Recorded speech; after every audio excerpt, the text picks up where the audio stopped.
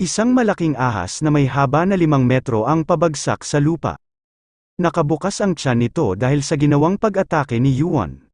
Sa tabi ni Yuan ay nagkalat rin ang mga bangkay ng mga wolves at panthers. Ito ang mga halimaw na pinatay ni Yuan habang nagpapa-level up. Iwinasiwas ni Yuan ang kanyang espada upang alisin ang mga dugo na nagmula sa mga pinatay niyang halimaw.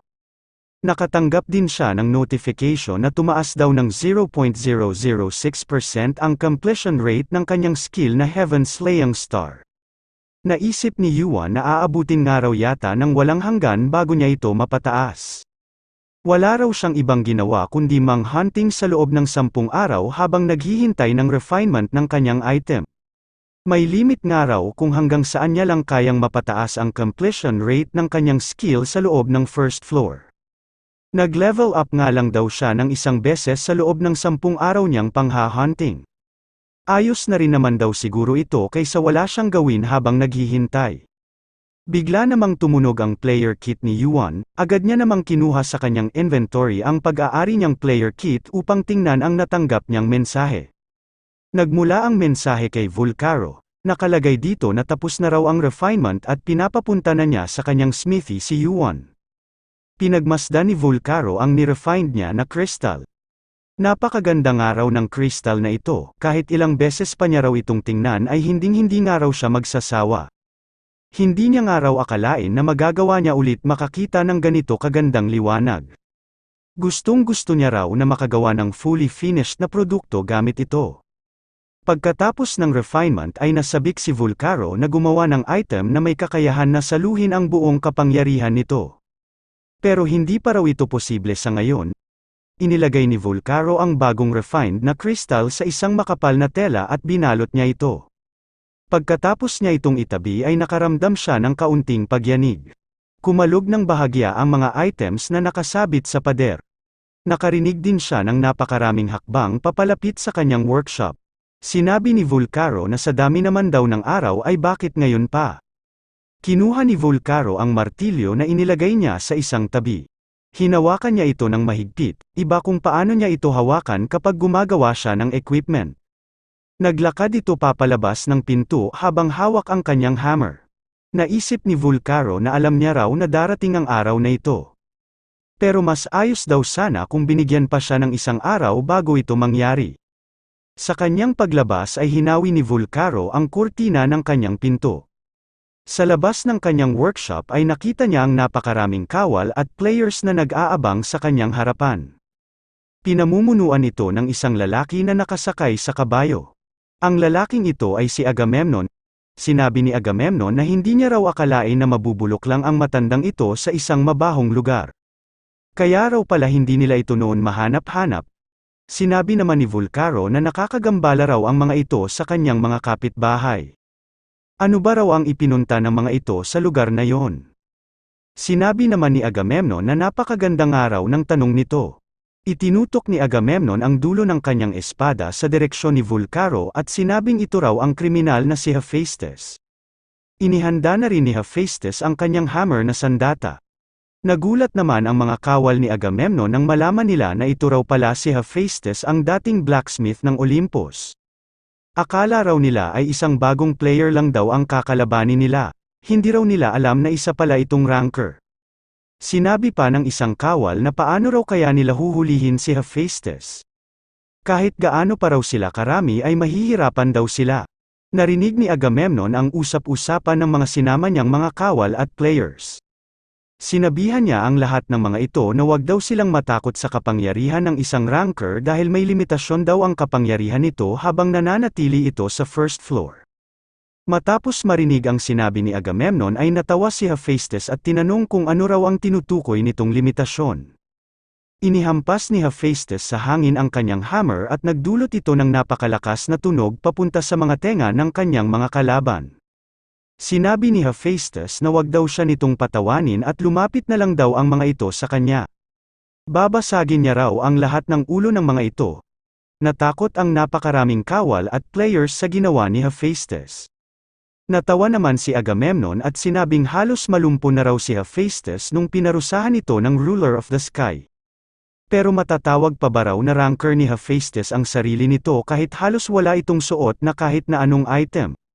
Napansin ng mga kawal ni Agamemnon ang binti ni Hephaestus, medyo nahihirapan nga raw itong maglakad noong lumabas ito ng kanyang workshop. Sinabi rin ni Agamemnon na wala raw silang dapat ikatakot dahil mayroon din silang kasamang isang ranker. Ito ay si Chryses, isang Olympian sa ilalim ng pamumuno ni Apollo na isa namang high ranker. Nagulat naman si Hephaestus nang makita niya si Chryses. Isang araw itong rookie noon na kilalang kilala sa Olympus. Ilang beses niya nga rin daw itong nakita noon.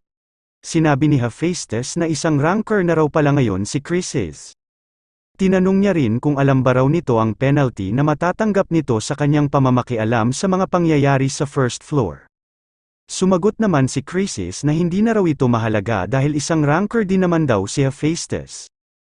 Itinaas ni Hephaestus ang kanyang hammer na sandata at sinabing napakagaling nga raw ng mga itong gumawa ng mga lihim na plano. Biglang nag-init ang buong katawan ni Hephaestus at unti-unting nagkulay asul ang kanyang mga mata. Sinabi niya kay Chryses na lumapit daw ito sa kanya. Umalisto naman si Chryses dahil sa nakita niyang pagbabago sa aura ni Hephaestus. Naramdaman niya ang galit ni Hephaestus sa paghamon nito sa kanya. Nag-umpisa na ang labanan at nagdulot ng napakainit na apoy ang bawat tamaan ng hammer ni Hephaestus. Napahiyaw ang mga kawal na tinamaan ng atake ni Hephaestus. Sunod-sunod ang pagbagsak ng mga patay na bangkay sa kampo ni Agamemnon at Chryses. Sa labanang ito ay nasaksihan ng napakaraming players ang lakas na taglay ni Hephaestus. Kahit may iniinda ito ay nagagawa pa rin itong pumalag sa napakaraming kalaban. Pagkapatay ni Hephaestus sa mga sagabal na players ay agad niyang sinugod si Chryses. Nagawa namang masangga ni Chryses ang pag-atake sa kanya ni Hephaestus. Nagdulot ng napakalakas na impact ang salpukan ni Hephaestus at Chryses. Umabot ito ng napakalayo at unti-unting nasira ang mga bagay na nasa paligid ng dalawa. Habang hawak ng kanyang kamay ang hammer na sandata ni Hephaestus ay sinabi ni Chryses na dati niya raw itong nirerespeto. Kahit pa raw naging ranker ito pagkatapos ng ilang libong taon ay hindi raw ito naghangad ng kapangyarihan at sinunod ang kagustuhan nito na gumawa ng mga items. Nagtanong naman si Hephaestus kung ito lang ba raw ang dahilan ni Chryses kaya siya nito nirespeto. Uminit ng napakatindi ang hammer na sandata ni Hephaestus. Hindi na kinaya ni Chryses ang init nito kaya napabitaw siya at napaatras papalayo kay Hephaestus. Sa gitna ng pakikipaglaban ni Hephaestus kay Chryses ay inula ng napakaraming arrows at spears ang pwestong kinatatayuan ni Hephaestus. Sa isang wasiwas ng kanyang hammer ay nagawa niyang maiba ang direksyon ng mga papalapit sa kanya na arrows at spears. Hindi naman ito inasahan ni Chryses kaya tinamaan siya ng ilang palaso at sibat sa kanyang katawan.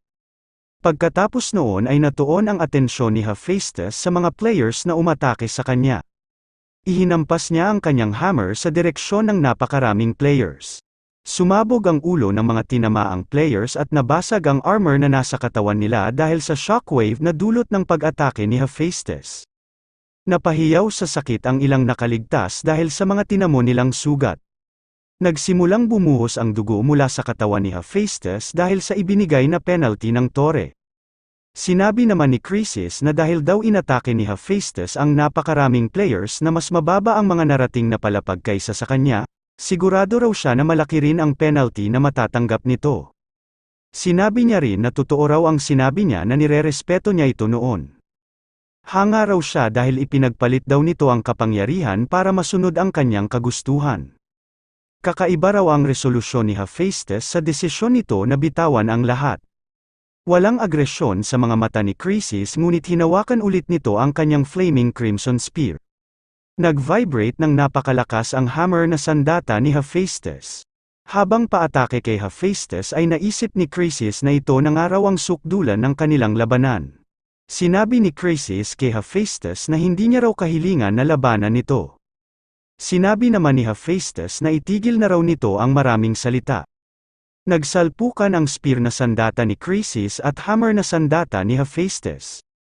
Nagkaroon ng malakas na pagsabog ang banggaan ng kanilang mga sandata. Minalas ang ilang malapit na players at nasunog ang mga ito sa kani-kanilang kinatatayuan dahil sa init ng fire attribute na dala ng mga sandata nina Krisis at Hephaestus.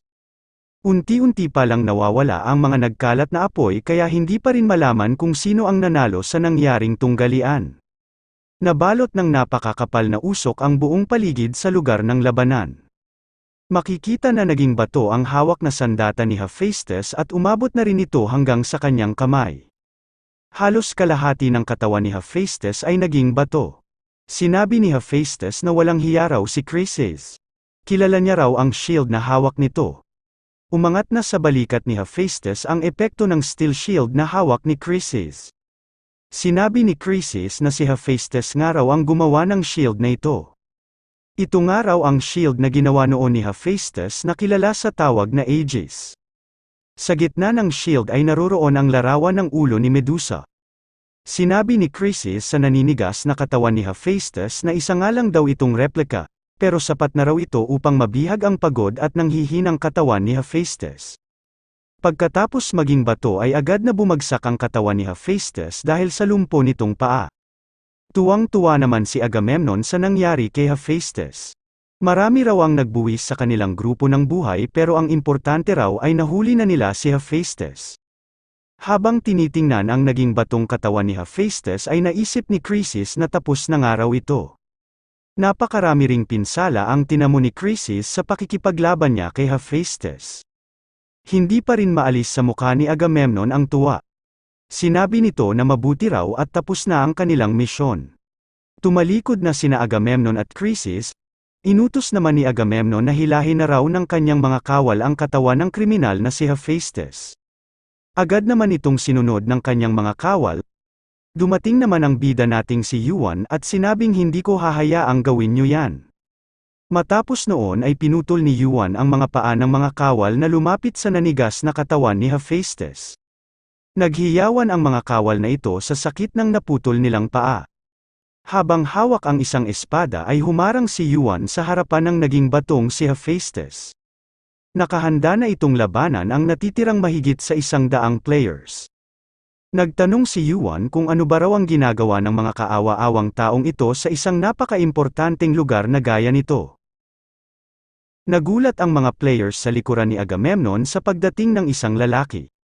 Hindi naman pinansin ni Agamemnon ang mga tauhan niya na naputulan ng paa. Nakatuon ang atensyon nito sa ating bida.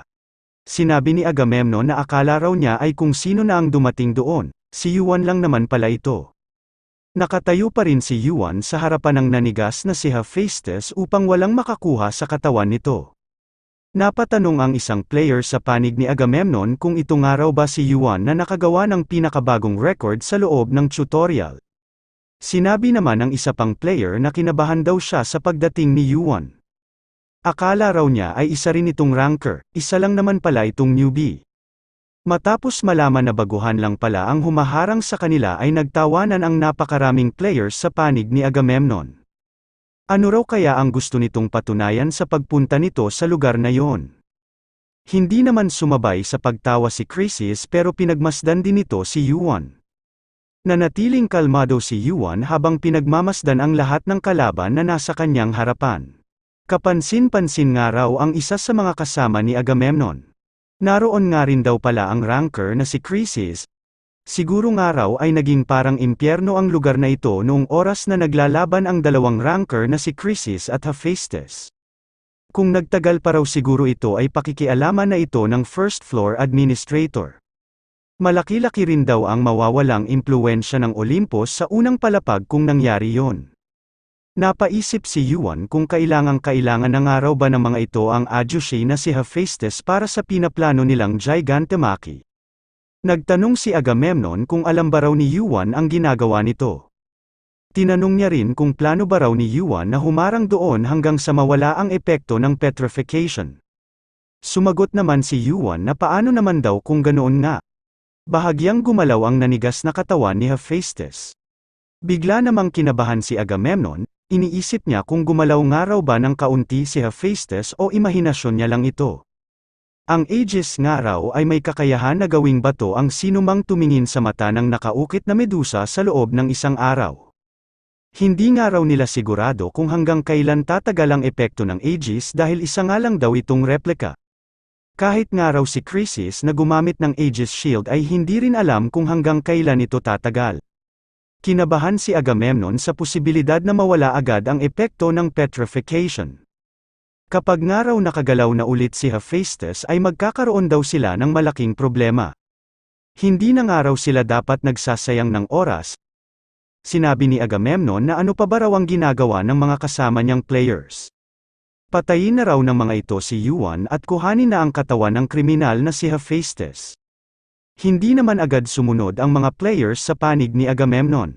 Sinabi ng isang player na hindi raw nila pwedeng basta gawin ito, bagong player pa lang daw si Yuan kaya makakatanggap sila ng penalty kapag inatake nila ito. Agad namang binunot ni Agamemnon ang kanyang espada at pinutulan ng ulo ang player na nangatwiran sa kanya. Sinabi ni Agamemnon na ano ba raw ang penalty na tinutukoy nito. Matapos patayin ang isang player na nakarating lang ng hanggang sa ika-10 palapag ay biglang may lumabas na dugo sa katawan ni Agamemnon. Pinakita niya sa kanyang mga tauhan na handa siyang tanggapin ang penalty ng tore at patayin ang sinumang hindi sumunod sa kanyang ipinag-uutos. Sinabi ni Agamemnon na sino man daw ang makapatay kay Yuan at makakuha sa katawan ni Hephaestus ay bibigyan niya raw ng reward na management position sa unang palapag ng tore. Pagkarinig ng mga players sa sinabi ni Agamemnon ay napuno ng kasakiman ang mga mata ng mga ito. Nag-umpisa ng sumugod ang mga players sa panig ni Agamemnon upang atakihin si Yuan. Nagpapaunahan ang mga ito na mapatay si Yuan sa kagustuhan nila na sila ang makakuha ng reward na sinabi ni Agamemnon. Maging ang mga player na nagmula sa ika-10 palapag ay umatake na rin. Nag-abang si Yuan sa mga papalapit sa kanya na kalaban at inilabas ang kanyang arcane sword. Ini-activate niya rin ang kapangyarihan ng colossal fire sa ginagamit niyang espada. Sa isang wasiwas ng kanyang nagliliyab na arcane sword ay nabalot ng napakainit na apoy ang buo niyang paligid. Napahiyaw naman ang mga players na tinamaan at inabutan ng apoy na nagmula sa atake ni Yuan. Unti-unting naluso ang katawan ng mga ito dahil sa init na dala ng skill na colossal fire. Habang pinagmamasdan ang mga nasusunog nilang kasamahan ay napaisip ang mga players sa panig ni Agamemnon kung paano raw ito nagagawa ng isang baguhang player. Nagagawa na raw agad nitong baguhin ang attribute ng sarili nitong mana. Sinabi ng isang player na atakihin na raw nila si Yuan ng sabay-sabay. Ginamit naman ni Yuan ang kanyang skill na Cinder Eyes upang makita ang daan sa kanyang harapan. Nagawa niyang maiwasan ang lahat ng atake sa kanya ng kanyang mga kalaban. Lahat ng makasalubong ni Yuan na player ay agad niyang napapatay. Hindi na halos mabilang ni Yuan kung ilang player na ang napatay niya sa labanang ito. May bigla namang umatake kay Yuan gamit ang fire skill ngunit nabalewala lang ito dahil nagawa lang itong labanan ng kanyang skill na Cinder Eyes. Lumapit ang isang player upang atakihin sa tabihan si Yuan. Napansin naman ito ni Yuan kaya inatake niya rin agad ito. Nahati sa dalawa ang katawan ng pangahas na player. Balewala kay Yuan ang mga palihim na atake dahil sa talas ng pandaman nito. Napalingon si Yuan sa kanyang likuran nung maramdaman nito na may skill na papalapit sa kanya. Humarap si Yuan at isinangga ang kanyang kaliwang kamay sa papalapit sa kanya na Mana Blast. Dalawang skill na Mana Blast ang ibinato sa direksyon ni Yuan. Nagawa naman itong masangga ni Yuan at inihagis sa ibang direksyon ang Mana Blast na sinalo niya. Napahiyaw naman ang mga players na inabutan ng pagsabog ng Mana Blast na inihagis ni Yuan. Inasar ni Yuan ang mga players sa panig ni Agamemnon at tinanong kung ito lang ba raw ang makakayanan ng mga ito. Hindi raw porket marami ang mga ito ay nakakalamang na sila. Nainis naman ang mga natitirang players sa paghamon sa kanila ni Yuan. Sinabi ng isa sa mga ito na sumugod na raw sila dahil baka raw nakakaramdam na ng pagod si Yuan. Kinabahan naman si Agamemnon at naisip kung ano ba raw ang nangyayaring ito. Tila napakadali lang daw kay Yuan na patayin ang napakaraming kalaban nito. Hindi naman daw ito mga ordinaryong players dahil kabilang rin sa mga player na ito ang mga nakatuntong na ng ika-10 palapag. Alam niya nga raw na si Yuan ang nakakuha ng pang-unang rank sa nagdaan na tutorial at tinalo sa ranking si Haragon. Pero paano raw nangyaring isang baguhan lang ang kinakalaban nilang ito? Ginamit ni Yuan ang Cinder Ice upang kontrolin ang apoy ng Colossal Fire. Nakabuo si Yuan ng bagong skill na tinatawag na Fire Pillar sa ilalim ng kanyang skill na Colossal Fire. Lumabas ang mga nagliliyab na haligi sa harapan ng mga players na kalaban ni Yuan. Nagmakaawa ang mga ito dahil nakulong sila sa loob ng mga nagliliyab na pader. Pinanatili ni Yuan na naka-activate ang mga nagliliyab na haligi upang makapag-aksaya ng kaunting oras. Lumingon si Yuan sa nanigas na katawan ni Hephaestus. Tinanong niya ang adyushe na si Hephaestus kung hanggang kailan ba raw ito matutulog. May bigla namang tumagos na atake sa Fire Pillar ni Yuan. Isa itong nagliliyab na kulay violet na apoy. Hindi ito iniwasan ni Yuan sa pangamba na baka tamaan ang nanigas na katawan ni Hephaestus. Nagdulot ng napakalakas na pagsabog ang skill na tumama kay Yuan. Napaatras ng bahagya si Yuan dahil sa lakas nito. Nakatanggap si Yuan ng notification na nilalabanan raw ng kanyang Cinder Ice ang Sun Shard skill na tumama sa kanya. Nilalabanan din ng kanyang Pyromancy Robe ang init ng skill na ito. Nakilala naman ni Yuan ang skill na tumama sa kanya. Nag-umpisa na nga raw gumalaw ang ranker na si Krisis. Nagtanong si Krisis kung ano raw ang relasyon ni Yuan kay Hephaestus. Inalis ni Yuan ang alikabok sa kanyang mukha at sumagot na isa raw siya sa mga customer ni Hephaestus. Tinanong naman ni Krisis na kung totoong customer nga lang si Yuan, bakit naman daw ito makikialam kung ganoon lang talaga ang relasyon nito kay Hephaestus. Naisip ni Yuan na isang araw ranker si Krisis, kahit para wala ito sa kondisyon dahil sa natanggap nitong penalty ay nararamdaman pa rin daw niya ang malakas na puwersa nito. Ang kalaban nga raw ngayon ni Yuan ay ang kanang kamay ni Apollo, ang ruler of the fire. Kapag daw ibinaba niya ang kanyang depensa ng kahit na kaunting saglit ay maaari raw siyang masunog at maging abo. Naisip rin ni Yuan na kapag daw pinagbasehan ang injury ni Krisis at ang natanggap nitong penalty, siguro raw ay hindi nalalampas sa 5 ang magagawa nitong atake. Ini-activate ni Yuan ang skill na Gigantification. Mabuting araw at sakto sa kanya ang attribute ni Krisis.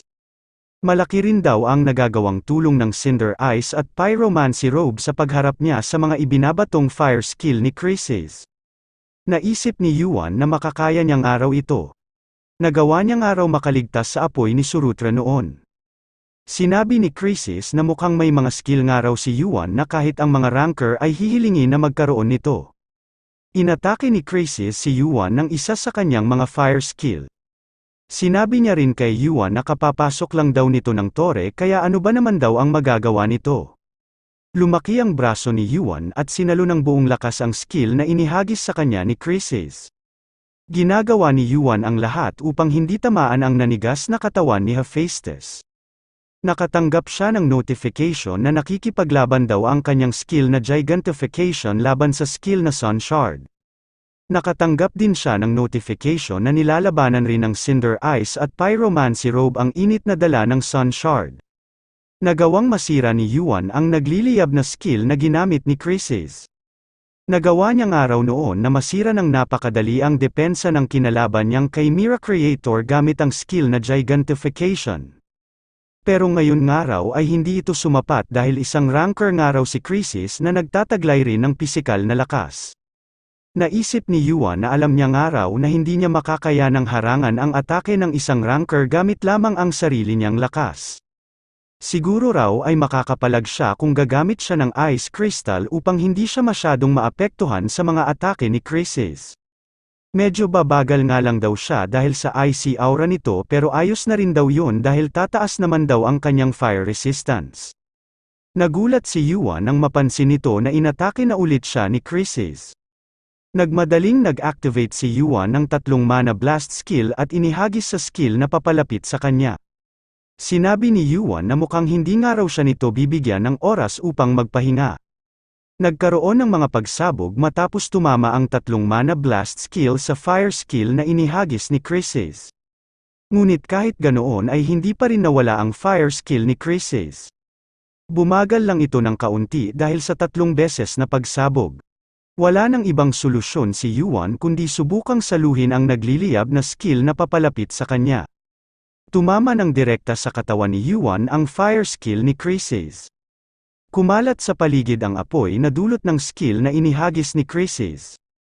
Nabalot ng makapal na usok ang pwestong kinatatayuan ni Yuan. Nananatili pa ring nakatayo si Yuan at pinuprotektahan ang nanigas na katawan ni Hephaestus. Sinusubukan pa ring labanan ng pyromancy robe ang init na dulot ng skill na Sun Shard. Hanggang sa nakatanggap si Yuan ng notification na nabigo raw niyang labanan ang skill na Sun Shard. Matapos noon ay nagkaroon siya ng status effect na Burn Level 2.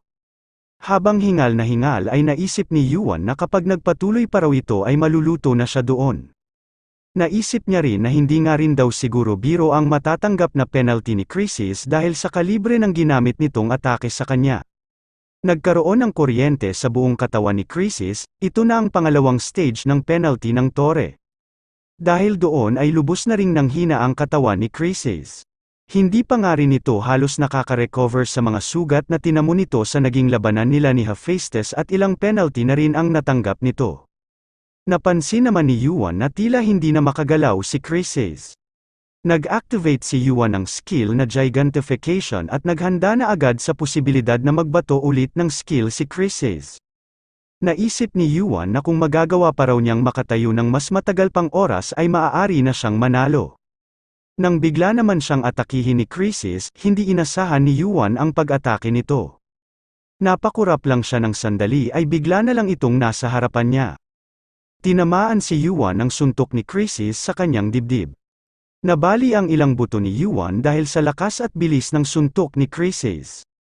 Hindi pa doon nagtatapos ang lahat, nagkaroon ng malakas na pagsabog ang suntok na ginawa ni Chrysis. Tumilapon si Yuan sa ere hanggang sa tumama ito sa pader. Matapos atakihin si Yuan ay agad namang naramdaman ni Chrysis ang ibinigay na penalty ng Tore. Naramdaman niya na parang halos dinudurog ang loob ng kanyang katawan kasabay rin nito ang paglakas ng kuryente na nakapalibot sa labas ng kanyang katawan. Hindi na napigilang masuka ni Chrysis dahil sa sakit na nararamdaman niya sa loob at labas ng kanyang katawan. Napakaraming dugo ang lumabas sa bibig ng nanghihinang si Chrysis. Sa lakas ng suntok ni Chrysis ay napadpad si Kim Yuan sa loob ng isang lugar. Nagkalat ang mga sira-sirang kagamitan sa loob ng lugar na ito. Sinusubukan namang gumalaw ni Yuan kahit na may mga nabali siyang buto. Habang hawak ang kanyang dibdib ay napaisip si Yuan kung minaliit niya nga raw ba ang kakayahan ni Chrysis dahil nasa unang palapag ito. Kahit pa raw may injury na ito at nakatanggap ng penalty ay napakatibay pa rin daw nito. Naisip ni Yuan na makakayanan pa nga raw niyang lumaban ng kaunti pang oras, pero tingin niya raw ay hindi niya rin ito matatalo kung sasaluhin pa niya ang dalawang atake nito. Napangiti naman si Yuan at sinabing iniisip niya nga raw kung saang lugar siya tumilapon. Hindi niya raw akalain na naroon pala siya sa workshop ng Adyushi na si Hephaestus. Mukhang sinuswerte nga raw siya. Nakita ni Yuan ang nagliliwanag na kristal na inilagay ni Hephaestus sa loob ng tela. Ang crafting material na ito ay tinatawag na ngayong Pure Dark Divine Crystal. Isa itong fragment na may kakayahang hawakan ang kadiliman ng Genesis. Naglalaman ito ng mana na may walang katapusan na dark property.